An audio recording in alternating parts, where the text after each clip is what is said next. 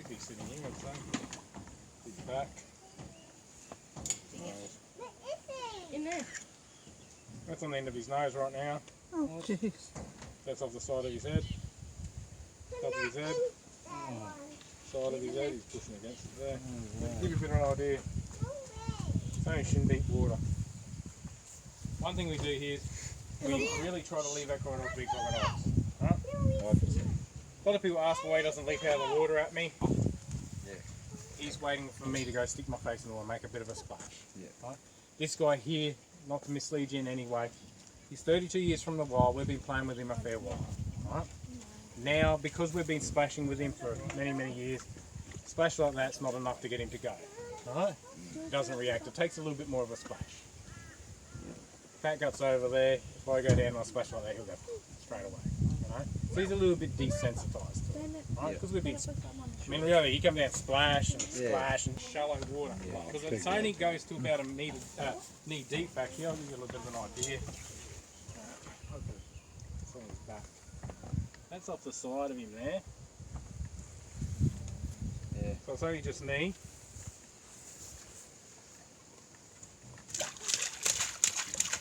Splash here, he starts to come forward a little bit. Come on. Oh my.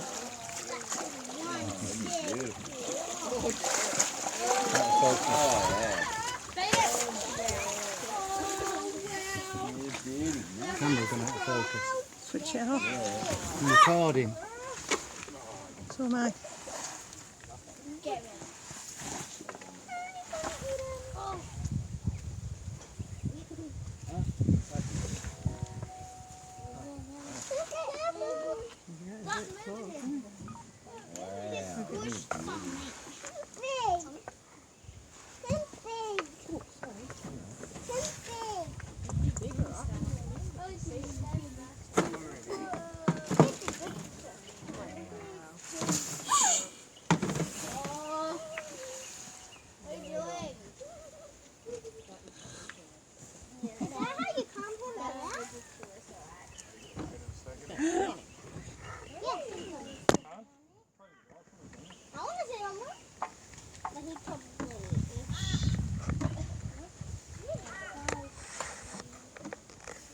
You've been slapped by his tail.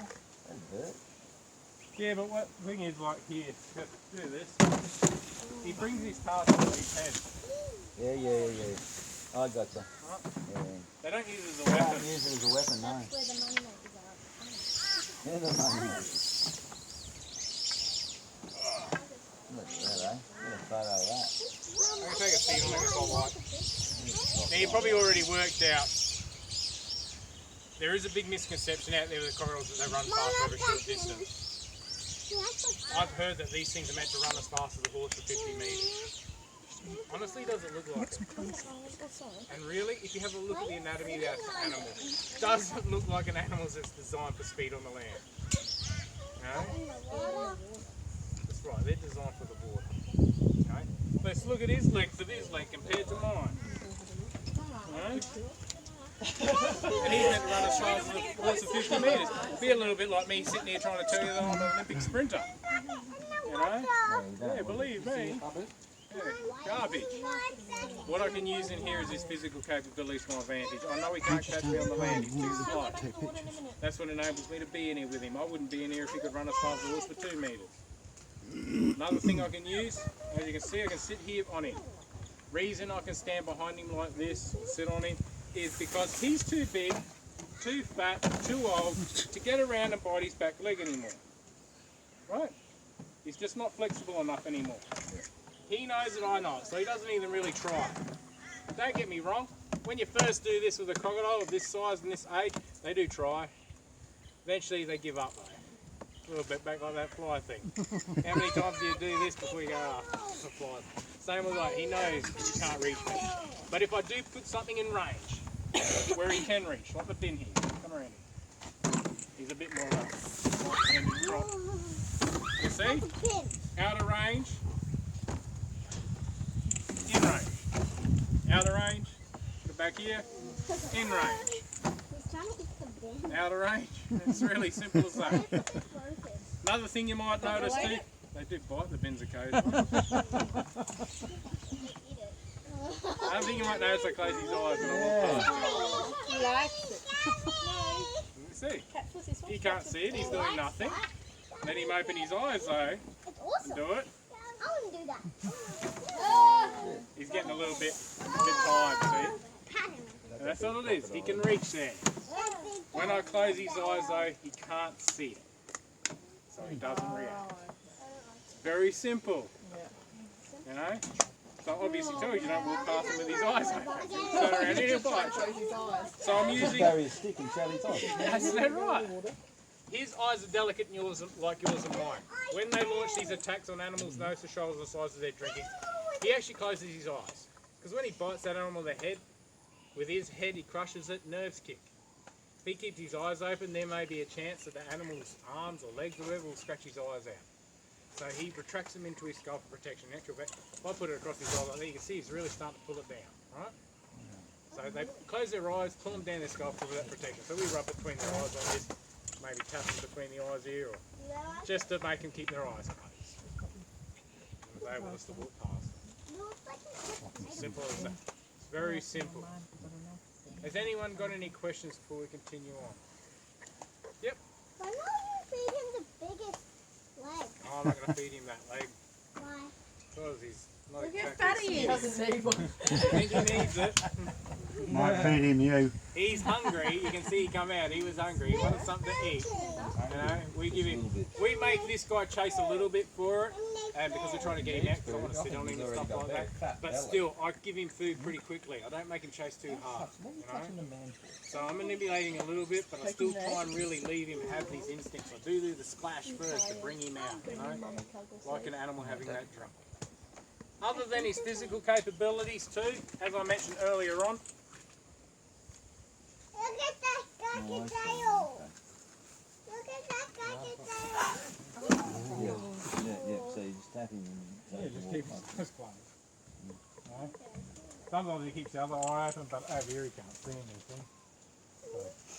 Has he got a female in there? Nah, he hasn't got a girlfriend. Rotter. He needs a Any girlfriend. takers? Can you show me that bit of the leg there, Zed? Other than using his physical capabilities to his advantage, I can use his natural instincts. This guy here, being that living dinosaur, basically, he hasn't got much in the line of brains. In actual fact, growing there at 4.4 metres long, 600 kilos. It's actually probably a bit better than 600 in actual fact. He's got a brain that big. It's the size and shape of that croc skull up the front there. It's on the table. We're going to go up there, back up there to hold some animals. You can actually put your finger in the brain used to be. That skull's from a 4.7 metre croc, and his brain's about that big. This guy's a bit smaller, so yeah, his brain's going to be a bit smaller. Having a brain that big doesn't make him too intelligent. It makes him almost totally instinctive, which in turn makes him almost totally predictable. You know, one thing we hear a lot about in the corrals is, oh, they're mean, cunning, conniving, unpredictable. Really? You know, calculating. Don't go to the river at the same spot at the same time 3 times in a row, because on the 3rd time that crocodile will be waiting for you. What garbage! So what, if I come down here and Brian's sitting there and I go splash splash, he goes, oh, that was 1 time. I come back and go, that's 2. You're in trouble, yeah. You're already dead. You're dead the 1st time, you can see that. No. But using that little brain, I can use it to my advantage also. If I come up, close his eyes a little bit, he may snap for it.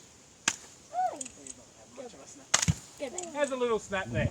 If I flap something in his mouth, he normally snaps at it. The reason he's snapping at it, because it's flapping in there, to his little brain he thinks it's alive. So he thinks he has to snap at it to kill it. Right? That made a sound. If I get the same piece of meat and I place it fairly gently,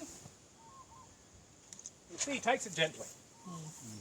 Right? The reason is when I place it gently, it's not moving, it's not flapping, it's dead. When it's moving and flapping, it triggers his brain, he thinks, oh, it's alive, it's something I've got to snap at to kill. Right? Place it gently, he thinks it's a dead piece of meat, so he takes it gently. No need to snap and kill it. Right? It's already dead. These guys here, other than the fact that they utilise these animals as they're drinking, they do feed upon the dead, the dying, the weak. A lot of animals die around the water. What they need most, especially during times of drought. The water holes are receding, animals walk into the mud to get to the water, get bogged, they die there. He's an opportunist. He will feed upon those dead and dying animals. If he finds a dead animal on a riverbank, he does not walk up and smash onto it. What the hell's for? It's already dead. He'll just take his time and bite onto it. Small enough, pull it down into the water and shake a piece off. If it's a big animal, and this is where our death roll comes in. What you see of a crocodile rolling is actually not a death roll. It's actually a feeding roll most of the time. Big animal, say this guy fella here found a cow on the edge of a riverbank. They can weigh 800, 900 kilos. He cannot pick up a cow and shake a piece off. It's just too heavy. So what he does is he'll bite onto it and roll 15 or 16 times to tear the piece out. It's a feeding roll, also just to tear the animal up. See it a lot with the wildebeest documentaries. They grab a wildebeest, pull it down the water. Another croc sometimes grabs the other side, and then they both roll. It's just to tear it up. So they It's not only a eat death fresh roll as meat such. too, they won't eat like rotting. They will in the wild and feed upon rotten animals. It's tough out there. Trigger that brain. If I don't flap it, he doesn't snap. I can come up to this guy and actually put my finger inside of his mouth. Right? And he doesn't snap onto it. I'm not triggering his brain. Unreal. I would not put my finger in there for 1 second. I was always going to lose it. I'm very Can I attached to ask, when old mate got bitten here, it. He wasn't doing that. he wasn't doing that? No. He wasn't doing anything I've done today. Yeah. He done it. That's what he got bitten. To give you, he done a stupid mistake. Yeah. Complacency. It would be a little bit like me right now just walking past him. Okay. If Yeah. I walk past him right now with Yeah. those eyes Yeah. open, what do you think's going to happen? Yeah, He's yeah, going to turn around and bite me in the arm. he's ready to Okay. go. All I have to do is Yeah. close his eyes first. Yeah. If I do this and walk past, I'm fine. Yeah. Yeah. But if I wasn't thinking, I walk past with his eye, and that's how stupid of a state Robbie did. It's just a mistake. He wasn't didn't do that, but it was basically as Yeah. dumb as that. Okay. His own stupid complacency. He's been. You got to bear in mind too. First croc we got, he was 9. Yeah. He's 66. So we've had crocs a long time Yeah. in zoos. Not only that, Robbie was involved with the first successful crocodile farm in Australia. Him and my grandfather, 1970 to 1982, at Gulford Carpentaria. It's only his second crocodile farm in the world, as far as I know. The first one is Papua New Guinea. The second one was in Australia. He was involved with that with my grandfather. He spent 10 years catching hundreds, handling thousands, Yeah. feeding tens of thousands over years. And yeah, it's not a 9 to 5 job for us either. So he's been doing it such a long time, and he just made a stupid mistake. Mistake. Yeah.